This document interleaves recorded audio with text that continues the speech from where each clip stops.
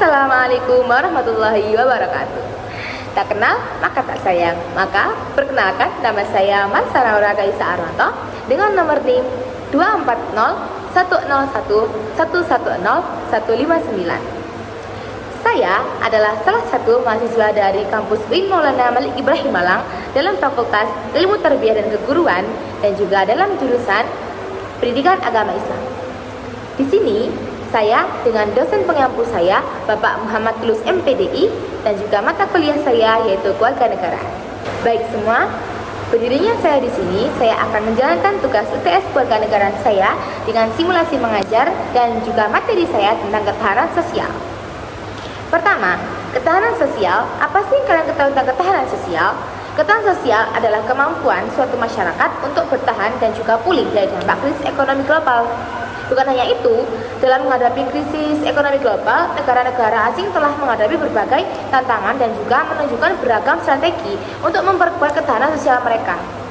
Jadi, kita sebagai warga Indonesia ataupun warga negara lain itu juga seharusnya itu ada kemampuan bagi masyarakat mereka sendiri untuk bertahan di sosial mereka sendiri.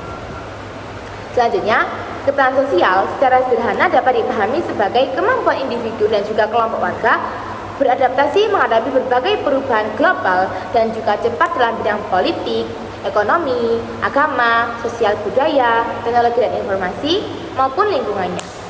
Nah, kegagalan atau ketidakmampuan melakukan adaptasi tersebut akan mengakibatkan terganggunya kehidupan serta ketahanan individu itu akan rusak dengan sendirinya.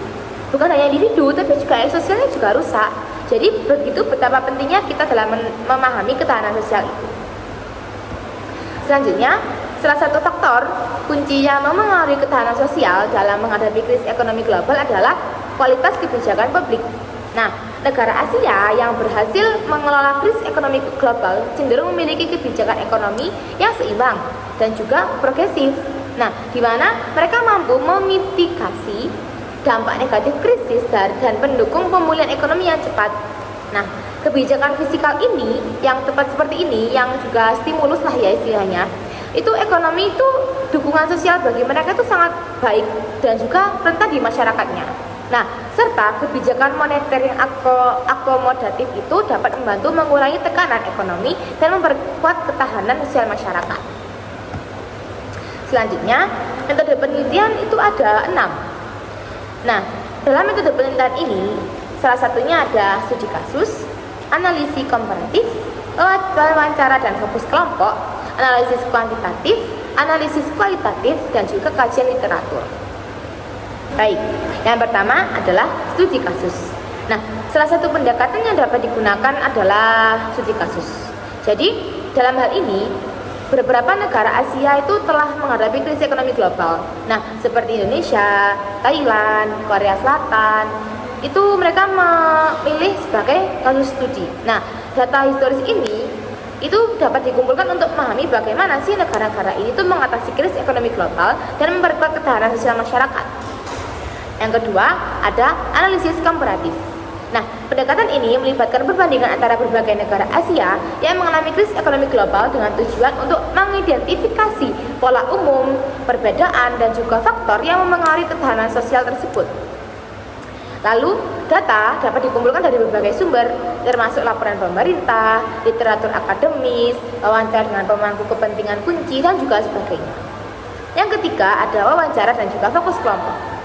Wawancara dengan pemangku kepentingan seperti pejabat pemerintah, akademis, aktivitas masyarakat sipil, dan juga anggota lainnya dapat memberikan wawasan mendalam tentang pengalaman dan juga perspektif mereka terkait dengan upaya memperkuat ketahanan sosial dalam menghadapi krisis ekonomi global. Yang keempat, ada analisis kuantitatif. Selain data kuantitatif itu juga dapat penting dalam memahami dampak krisis ekonomi global karena data statistik seperti tingkat pengangguran, tingkat kemiskinan, indeks kebahagiaan, dan juga indikator sosial itu dapat digunakan untuk mengukur dan membandingkan situasi di berbagai negara Asia. Nah, terus selanjutnya yang kelima ada analisis kuantitatif. Tadi kan kuantitatif, sekarang kualitatif. Nah, kalau kualitatif ini dapat dilakukan untuk memahami konteks sosial, politik, dan juga budaya di dalam negeri di dalam negara-negara Asia yang mempengaruhi upaya memperkuat ketahanan sosial. Jadi, pendekatan seperti analisis di dokumen, wacana, terus analisis naratif itu dapat digunakan untuk menggali makna dari berbagai teks dan juga narasi yang relevan dengan topik penelitian. Terakhir itu ada kajian literatur. Nah, melakukan tinjauan literatur ini juga butuh komprehensif ya tentang teori terkait ketahanan sosial, krisis ekonomi global dan juga pengalaman negara-negara Asia dalam menghadapi krisis tersebut. Nah, tinjauan ini dapat memberikan dasar teoritis yang kuat untuk analisis serta membantu mengidentifikasi kesenjangan pengetahuan yang perlu diisi oleh penelitian ini.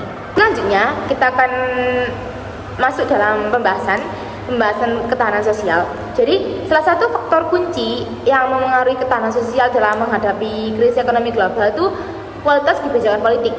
Nah, negara Asia yang berhasil mengelola krisis ekonomi global cenderung memiliki kebijakan ekonomi yang seimbang dan juga progresif. Lah, maka dari itu, mereka mampu memitigasi dampak negatif krisis dan juga mereka dapat mendukung pemulihan ekonomi yang cepat. Nah, maka dari itu, kebijakan fiskal yang tepat seperti stimulus ekonomi dan juga dukungan masyarakat itu rentan. Jadi, kebijakan moneter akomodatif dan juga itu dapat membantu mengurangi tekanan ekonomi dan memperkuat ketahanan sosial masyarakat. Seperti di awal saya sudah menerangkan tentang faktor kunci tersebut ya. Nah, sekarang kita lanjutkan pada selain kebijakan publik. Lah, penting juga untuk mempertimbangkan peran sektor swasta dalam memperkuat ketahanan sosial. Nah, pelaku bisnis memiliki peran yang signifikan dapat menyediakan lapangan kerja, investasi, inovasi ekonomi yang dapat mendukung pertumbuhan ekonomi yang inklusif dan berkelanjutan. Selain itu, peran masyarakat itu sangat penting. Peran masyarakat sipil, organisasi non-pemerintah itu krusial dalam memperkuat ketahanan sosial. Nah, masyarakat sipil dapat berperan dalam menyediakan bantuan sosial, dukungan psikososial, dan juga jaringan keamanan sosial. Itu mereka dapat berdampak pada individu, pada kelompok mereka, jadi banyak. Begitu dengan organisasi non-pemerintah, itu berperan juga dalam menggalang sumber daya, menyediakan layanan sosial, memperjuangkan kepentingan masyarakat, banyak. Nah, selain peran masyarakat, itu ada juga kita perlu ya, penting mengakui peran penting teknologi informasi dan juga komunikasi. Jadi kalau kita di dunia ini tidak ada informasi dan komunikasi, itu sebuah hal yang kita tidak bisa jauh dari TIK, dari IT itu ya. Nah, jadi jaringan IT ini memperkuat ketahanan sosial dalam menghadapi krisis ekonomi global. Nah, pada era saat ini, era digital saat ini, IT itu sangat penting dan digunakan sebagai alat untuk menyebarkan informasi yang akurat dan juga terverifikasi.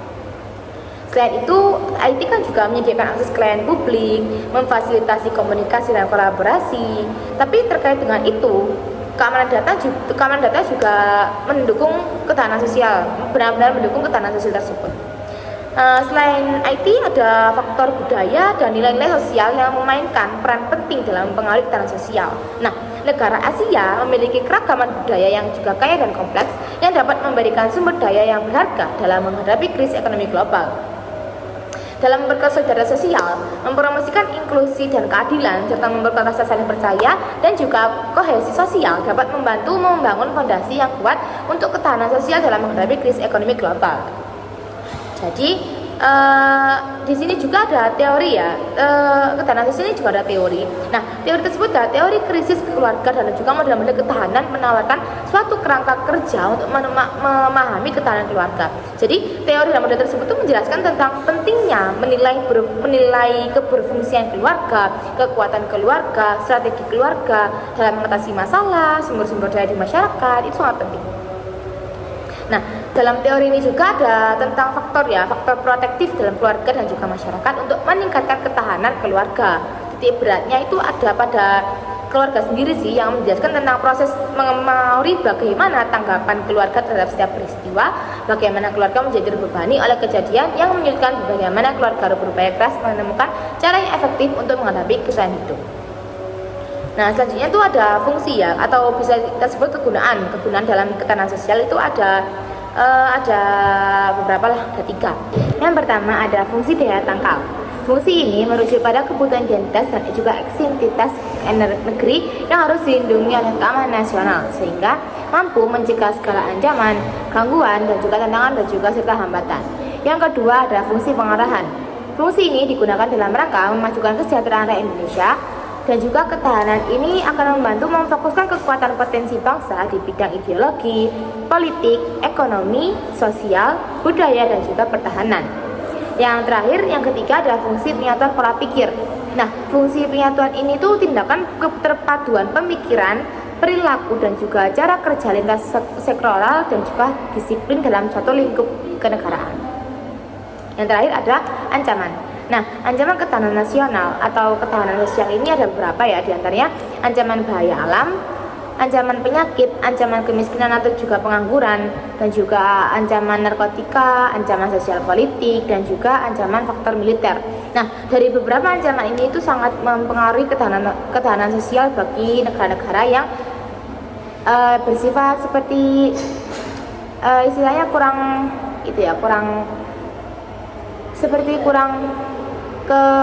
kerataan masyarakatnya.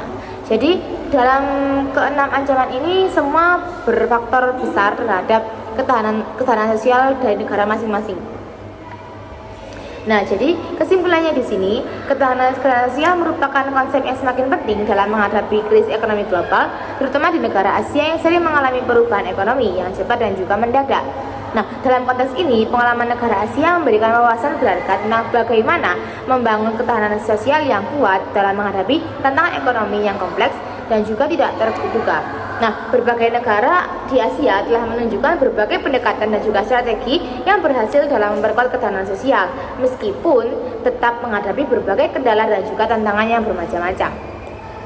Nah, tantangan terbesar yang dihadapi dalam suatu negara itu dapat memperkuat ketahanan sosial, ketidakpastian ekonomi dan juga geopolitik yang dapat mengganggu stabilitas dan juga keamanan sosial. Namun dengan mengadopsi pendekatan yang holistik dan juga berbasis bukti, serta dengan memperkuat kerjasama internasional dan juga memanfaatkan kerangka kerja yang telah ada, jadi negara-negara Asia itu dapat mengatasi tantangan ini dan juga memperkuat ketahanan sosial dalam jangka yang semakin panjang. Nah, dengan demikian, kesimpulan yang dapat diambil dari pembahasan ini adalah bahwa membangun ketahanan sosial merupakan bagian integral dari upaya mempersiapkan diri menghadapi krisis ekonomi global. Dengan belajar dari pengalaman negara-negara Asia, kita juga dapat mengidentifikasi strategi dan juga pendekatan yang efektif dalam memperkuat ketahanan sosial, serta menerapkan langkah-langkah konkret untuk meningkatkan kesiapan dan respon terhadap tantangan yang mungkin timbul di masa depan. Dan juga dengan demikian kita dapat membangun masyarakatnya lebih tangguh, lebih inklusif, lebih bertahan daya, dan juga dalam menghadapi perubahan yang terjadi di era globalisasi saat ini. Baik, mungkin cukup sekian dari simulasi mengajar saya tentang materi ketahanan sosial. Berdirinya saya di sini untuk menyelesaikan UTS kewarganegaraan saya dengan dosen pengampu saya, Bapak Muhammad Tulus MPDI. Terima kasih saya sampaikan kepada beliau, dan saya mohon maaf apabila selama simulasi mengajar saya ada materi yang kurang bisa dipahami ataupun juga saya ada salah kata ataupun salah perbuatan. Saya mohon maaf sebesar-besarnya, dan terima kasih atas perhatian kalian semua. Semoga apa yang kita pelajari dan juga kita dapat bersama-sama dapat bermanfaat bagi kita semua. Sekian dari saya. Wassalamualaikum warahmatullahi wabarakatuh.